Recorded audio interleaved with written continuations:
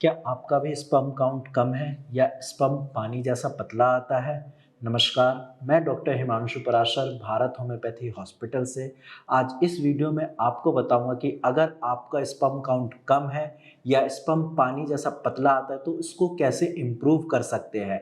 यानी कि आप अपने स्पर्म की क्वालिटी और क्वांटिटी को कैसे सही कर सकते हैं। तो चलिए वीडियो को स्टार्ट करते हैं। अगर आपका भी स्पर्म काउंट कम है तो आप पहले व्यक्ति नहीं हैं और आप आखिरी भी इंसान नहीं हैं।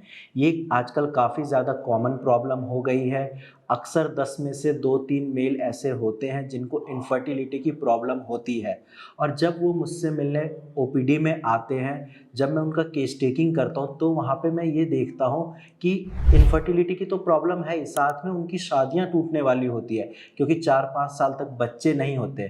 फिर पेशेंट भारत होम्योपैथी से मेडिसिन्स लेते हैं और बहुत सारे पेशेंट ऐसे हैं जो 5-6 साल बाद फादर बन पाए हैं। ऐसा इसीलिए हुआ है क्योंकि हम भारत होम्योपैथी में कस्टमाइज्ड मेडिसिन देते हैं, साथ में डाइट चार्ट देते हैं और प्रॉपर रेगुलर हर वीक फॉलोअप भी होता है।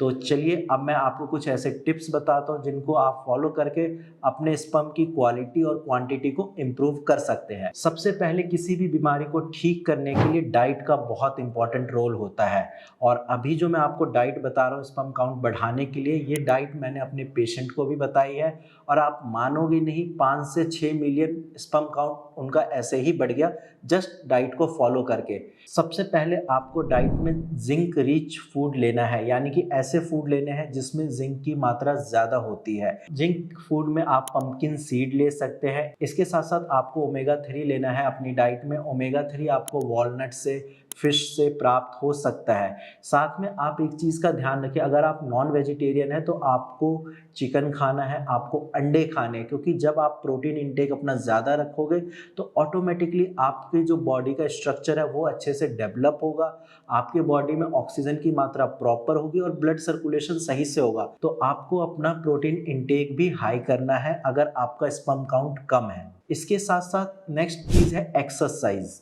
अब पेशेंट थोड़े से आलसी होते हैं, वो यही सोचते हैं कि एक्सरसाइज करके क्या ही होगा, 2 दिन करते हैं तीसरे दिन छोड़ देते हैं। ऐसा नहीं करना है, आपको रेगुलर एक्सरसाइज करनी है। जब आप एक्सरसाइज करते हो तो आपके शरीर में ऑक्सीजन की मात्रा बढ़ती है क्योंकि आप बाहर से ऑक्सीजन इनहेल करते हैं और जब ऑक्सीजन की मात्रा बढ़ती है तो आपका ब्लड जो है वो प्यूरिफाई होता है और ब्लड सर्कुलेशन भी इम्प्रूव होता है और जब आपके टेस्टिकल के आसपास ब्लड सर्कुलेशन बढ़ेगा तो आपका टेस्टोस्टेरोन हार्मोन भी बढ़ेगा और जैसे ही टेस्टोस्टेरोन इंक्रीज होगा आपका स्पर्म काउंट भी इंक्रीज होगा। तो आपको एक्सरसाइज रेगुलर करनी है।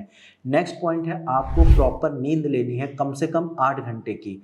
अक्सर आजकल लोगों की लाइफस्टाइल ऐसी है जिसकी वजह से वो सही से सो नहीं पाते। कई बार बॉस की टेंशन होती है, कई बार घर पे टेंशन होती है, लेकिन आपको इस चीज़ का ध्यान रखना है कि 8 घंटे की प्रॉपर नींद होनी चाहिए।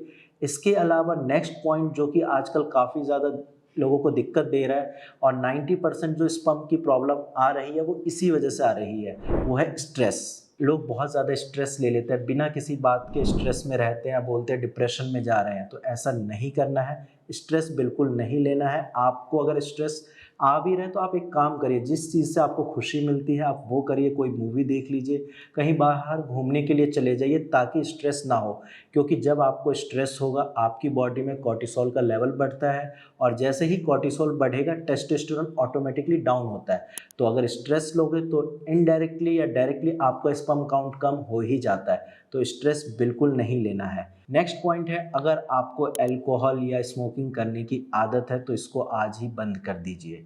अगर आप क्रॉनिक हैं, मतलब काफ़ी लंबे टाइम से इस चीज़ को कर रहे हैं, तो धीरे धीरे करके आप इसको कम करिए और एक पॉइंट को बिल्कुल फुल स्टॉप लगा दीजिए। क्योंकि जैसे जैसे आप अल्कोहल लोगे आपका लिवर डैमेज होगा, आपकी सेक्सुअल लाइफ ख़राब होगी और आपके स्पर्म की क्वालिटी भी ख़राब होगी। साथ में अगर स्मोकिंग भी करते हो तो फिर निकोटीन की मात्रा बढ़ेगी जो कि आपके स्पर्म की मोटिलिटी के लिए बहुत ज़्यादा हानिकारक है। तो इसीलिए स्मोकिंग और अल्कोहल इसको आपको तुरंत बंद कर देना है। तो तो ये जो चीज़ें मैंने आपको बताई है, आप इसको फॉलो कर सकते हैं, आपका भी स्पर्म काउंट बढ़ जाएगा।